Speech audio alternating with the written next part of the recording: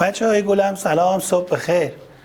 میخوایم صدایی رو که دیروز نمایشش رو با هم دیگه دیدیم، صداش رو شنیدیم، امروز بریم ببینیم باسوادیش چجوریه، چجوری میشه نوشت، چجوری میتونیم کلماتش رو بنویسیم، چجوری میتونیم جمله هاش رو بنویسیم.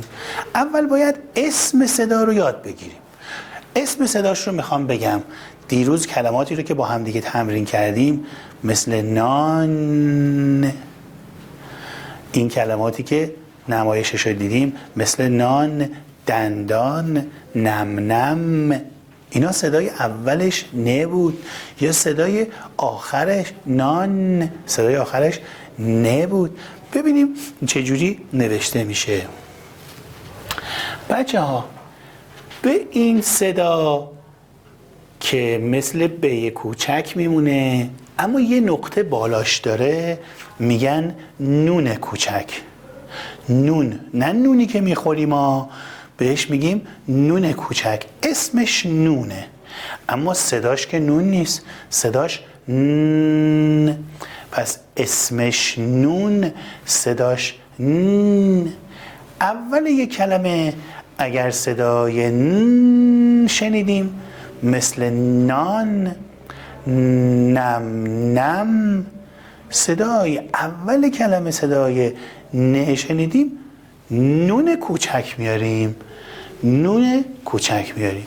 حالا یه وقت هست وسط کلمه صدای نه میشنویم، یه کلمه ای که صدای وسطش نه باشه مثل همین کلمه نم نم، نم نم باران، نم نم، وسطش هم صدای نه میاد.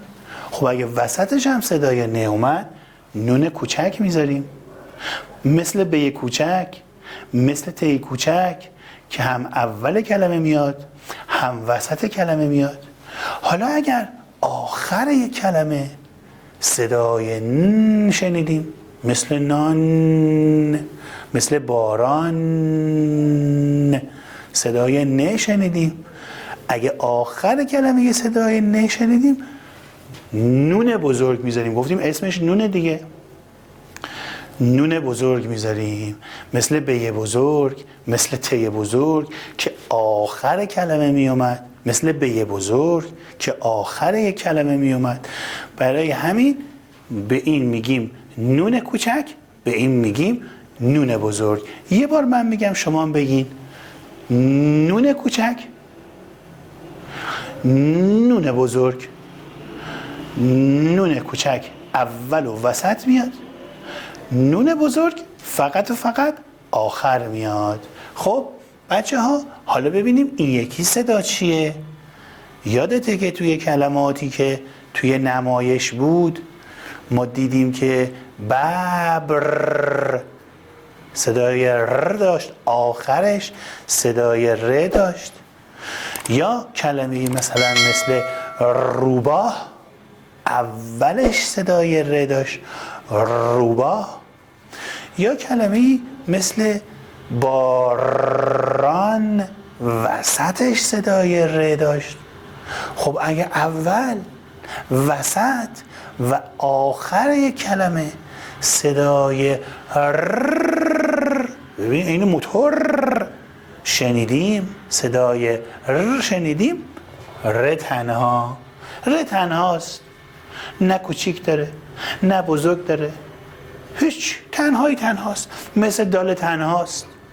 ر تنها مثل دال تنها میمونه. بریم تو جدول صداهامون و ببینیم اونجا این صداها چجوری خونده میشه. پس اسمش ر، صداش ر، اسم و صداش یکیه.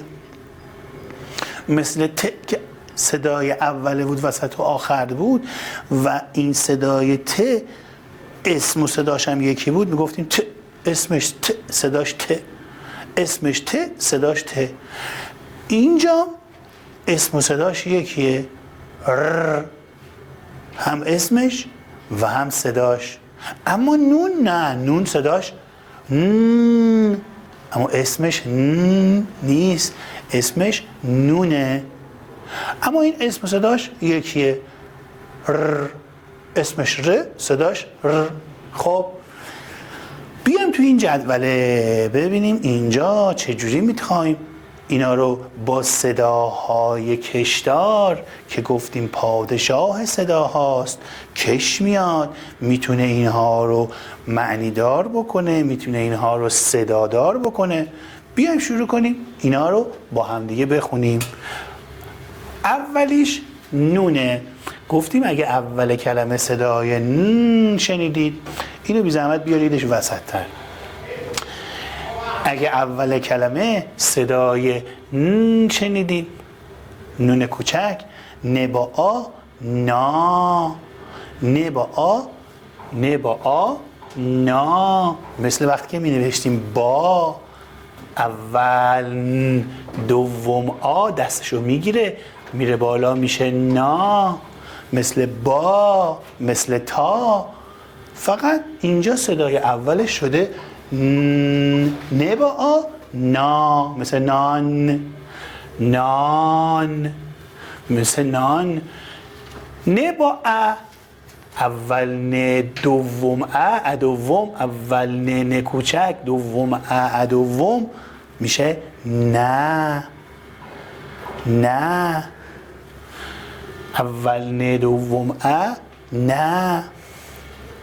خب بریم صدای بعدی. ن با او، ن با او، ن با او، نو. اول ن دوم او، نو، مثل بو، مثل تو. اما اینجا اول صدای نون اومده، اول ن کوچک دوم او، نو، اول ن دوم او، نو. خب حالا که یاد گرفتیم یه بار با هم بخونیم. ن با آ، نا، ن با ا، نه، ن با او، نو. یه بار دیگه من میگم شما هم بگید. ن با آ، نا، ن با ا، دی خود من مکس میکنم، نه، ن با او، نو. آفرین. یه بار دیگه باز میگم شما با من بخونید. ن با آ، نا. باریکلا بلند بگو. ن با ا، نه، ن با او، نو. آفرین. خب حالا بریم سراغ آقای ر. ر با آ، ر با آ، ر با آ دوم، ر با آ، را. ر با ا، ر با ا دوم، ر با ا، ر. ر با او، رو. رو. من رو دل خودم هم او میکشم. ببین رو. ر با او، رو. ر هم اول میاد، هم وسط میاد، هم آخر میاد. کوچک و بزرگ هم نداره، اول و آخر هم نداره، تنهایی تنهاست. اول و وسط و آخر میاد. یه بار با هم بخونیم. ر با آ، بخون. را. ر با ا، ر. ر با او، رو. خب حالا یه بار من فقط نشون میدم، یه کوچولو منم آهسته میخونم تا شما با من بخونین. خب بریم بخونیم ببینم. لطفاً اینجا رو بگیرین. من یه بار به بچه ها بگم بعد بیام تو اون جدوله. بچه ها بخونیم. نون کوچک، نون بزرگ، اسمش اسمش نون، صداش ن. اسمش نون، صداش ن. نون کوچک، نون بزرگ، نون کوچک، نون بزرگ. نون بزرگ منظورش نون سنگک بزرگ نیست ها. نون کوچک، نون بزرگ. نون کوچک اول و وسط میاد، نون بزرگ آخر میاد. حالا بخون. نون کوچک، نون بزرگ. باریکلا.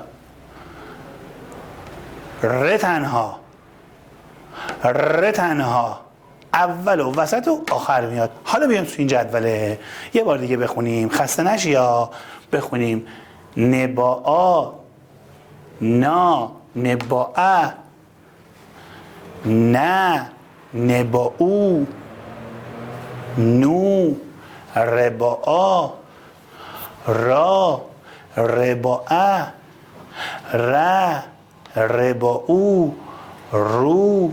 آفرین. خب بریم پوشه روانخوانی اونو باز کنیم. میخوام روانخوانیشو توی پوشه انجام بدیم.